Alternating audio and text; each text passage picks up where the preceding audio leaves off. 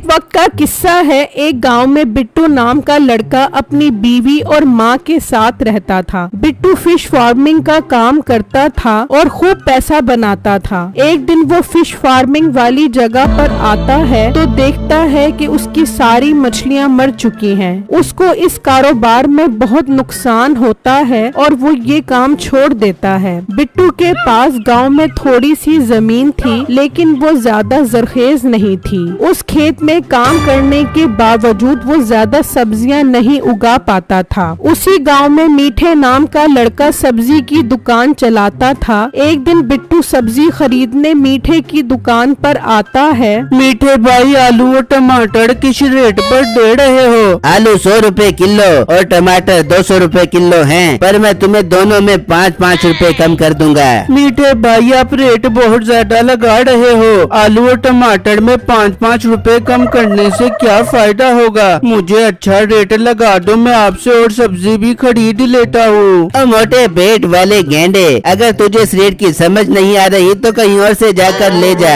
मेरे सर पे खड़ा मत हो। बल्कि मेरा पुत्र, तू एक काम कर, अपनी बंजर जमीन पर खेती बाड़ी कर। बिट्टू मीठे की बात सुनकर उदास होकर वहाँ से चला जाता है और सिर्फ चावल और प्याज खरीद कर घर आता है। बेगम, आज सिर्फ चावल और प्याज ही खरीद सका हूँ, कुछ पैसे बचे हैं, उनका कल मैं आटा खरीद लाऊंगा। बिट्टू जी, कोई बात नहीं, आप परेशान मत हो, हम आज चावल खाकर ही गुजारा कर लेंगे। मैं चावल उबाल लेती हूँ, तब तक आप थोड़ा आराम कर लें। ठीक है बेगम, बस अल्लाह करे मुझे कोई अच्छा सा काम मिल जाए ताकि मैं सब्जी और आटा भी ले आऊँ। फिर अगला दिन होता है तो बिट्टू खाली हाथ घर आ जाता है। बेगम, मैं बहुत परेशान हूँ, कोई भी काम नहीं मिल रहा, समझ नहीं आ रही अब हम कैसे गुजारा करेंगे। बिट्टू जी, आप ऐसा क्यों नहीं करते? आप अम्मी जी की अंगूठी बेचकर कोई काम कर ले, इस तरह हमारे पास कुछ पैसे भी आ जाएंगे। हाँ बेगम, आप ठीक कह रही हो, मैं भी यही सोच रहा था, इसे बेचकर कोई काम करूं। अगर मजबूरी न होती तो मैं ऐसा कभी भी ना करता।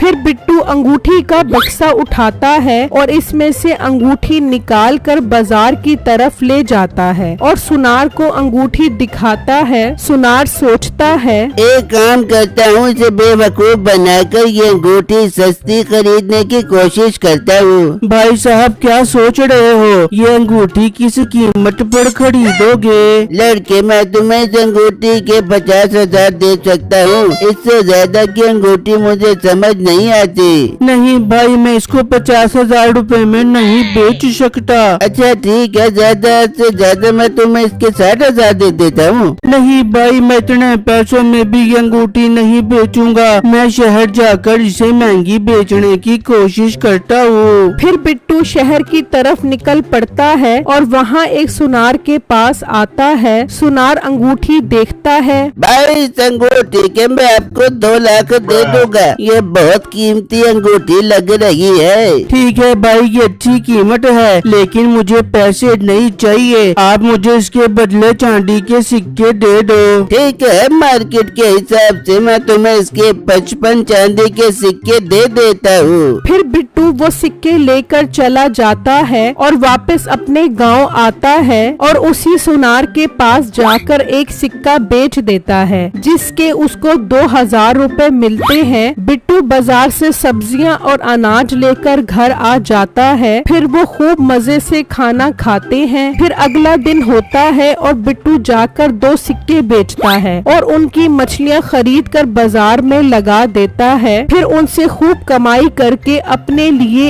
एक गाय खरीदता है जो दूध देती है। फिर कुछ दिन गुजर जाते हैं तो वो दोबारा सुनार की दुकान पर जाता है और एक सिक्का बेचकर चला जाता है। तो सुनार दिल ही दिल में सोचता है, लगता है बेटों के हाथ बहुत खजाना लग गया है, तभी तो हर दूसरे दिन ये चांदी के सिक्के बेचने आ जाता है। मुझे ये बात मीठे के घर जाकर कर बतानी होगी। सुनार मीठे के घर आता है और मीठे और नसीबो कैंची को सारी बातें बताता है। अच्छा, तो यानी इस मोटे के हाथ कोई खजाना लग गया है, तभी तो वो बाजार में कम ही नजर आता है। हमें उसका पता लगाना होगा। देख मीठे, ये बात मैंने तुझे बताई है, जब तेरे हाथ खजाना लगे तो खजाने में मेरा हिस्सा भी होगा। हाँ भाई, दे दूंगा तुझे भी हिस्सा। अब तू जा सकता है। फिर सुनार वहाँ से चला जाता है तो नसीबो कहती है, अरे मीठे, तू ये काम मुझे पर छोड़ दे, मैं पता लगा के तुझे बताती हूँ। ठीक है बेगम, तू कल सुबह ही जाकर पता लगा इस सारे माजरे के बारे में। फिर जब सुबह होती है तो नसीबो बिट्टू के घर आती है। अरे चम्मा, मेरी सहेली तेरे दिनों से कहती तू, मुझे तेरी बड़ी याद आ रही थी। मैंने सोचा मैं तेरे घर आके चक्कर लगा जाबू।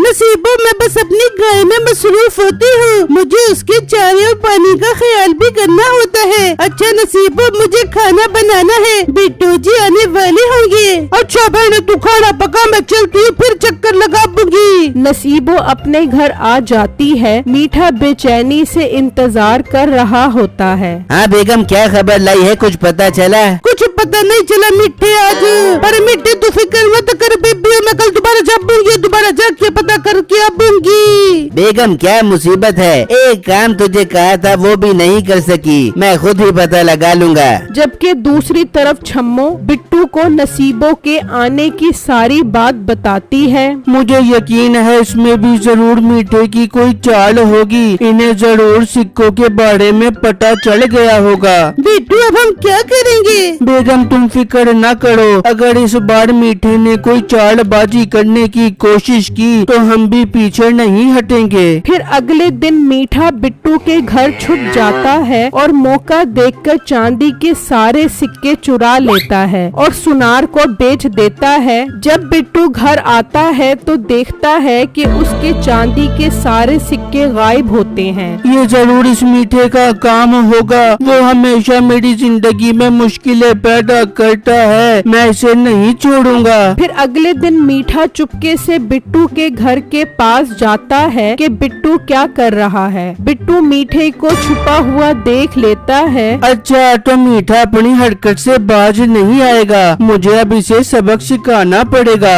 फिर बिट्टू अंगूठी वाला बक्सा उठाकर घर से निकलता है और उसे खेत में दबा देता है। मीठा ये सब देख रहा होता है। क्यों ना मैं बिट्टू से ये बक्सा ही चुरा लूं, जरूर इसमें खजाना होगा, इस बार तो मेरी सोने की लॉटरी लग जाएगी। फिर जब शाम होती है तो मीठा चुपके से खेत में आता है, मगर देखता है बिट्टू अपनी गाय के साथ वहीं मौजूद होता है। ये क्या मुसीबत है, ये मोटा गेंडा रात को भी खेत में मौजूद है। फिर वो गुस्से में अपने घर वापस चला जाता है, जबकि दूसरी तरफ बिट्टू को अपना मंसूबा कामयाब होता नजर आ रहा होता है। बिट्टू सारे गांव में खेत बेचने का ऐलान कर देता है और सबको खजाने के बारे में बताता है। खजाने की लालच में कुछ लोग बिट्टू के पास आते हैं, जिसमें मीठा भी शामिल होता है। मुझे तुम्हारी जमीन खरीदनी है, मैं तुम्हें पूरे 50,000 दे दूंगा। नहीं नहीं, मैं तुमसे ये जमीन खरीदूंगा,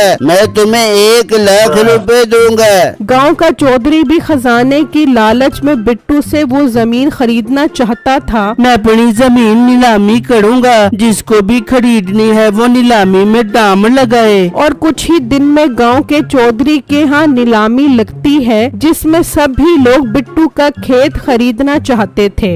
ये जमीन 2 लाख में खरीदने के लिए तैयार हो? नहीं नहीं, मैं तुम्हें 2,50,000 देने को तैयार हूँ, मैं 4 लाख रुपए देने को तैयार हूँ। इस तरह करते करते 10 लाख तक कीमत पहुंच जाती है। बेटू, मैं जमीन को 12 लाख में खरीदने के लिए तैयार हूँ, बस मेरी एक शर्त है कि इस जमीन का सारा खजाना मेरा होगा। ठीक है मीठे भाई, मैं 12 लाख में जमीन आपको बेचने को तैयार हूँ। फिर बिट्टू मीठे से 12 लाख ले लेता है और घर की तरफ चला जाता है और अपनी बीवी और माँ को सारी बातें बताता है। वो बहुत खुश होते हैं। दूसरी तरफ मीठा नसीबों को लेकर खेत में आ जाता है और जमीन खोदने लग जाता है और इसमें से एक बक्सा निकलता है। उसमें सिर्फ एक कागज होता है। मीठा वो कागज पढ़ता है तो चौंक जाता है। मीठे क्या हुआ, क्या लिखा है इस कागज में? बेगम हम लुट गए, हम बर्बाद हो गए। इस कागज में सुन क्या लिखा है, ये तुम्हारी सजा है। तुम लोगों ने हमेशा गांव वालों को परेशान किया है और मेरे घर से चांदी के सिक्के भी चुरा लिए हैं। अब इस बंजर जमीन को तुम ही संभालो। मीठे हम तो अब कहीं के भी नहीं रहे, हम बर्बाद हो गए। दूसरी तरफ बिट्टू और उसकी बीवी और माँ बहुत खुश हो रहे होते हैं कि उन्होंने मीठे को अच्छा सबक सिखाया।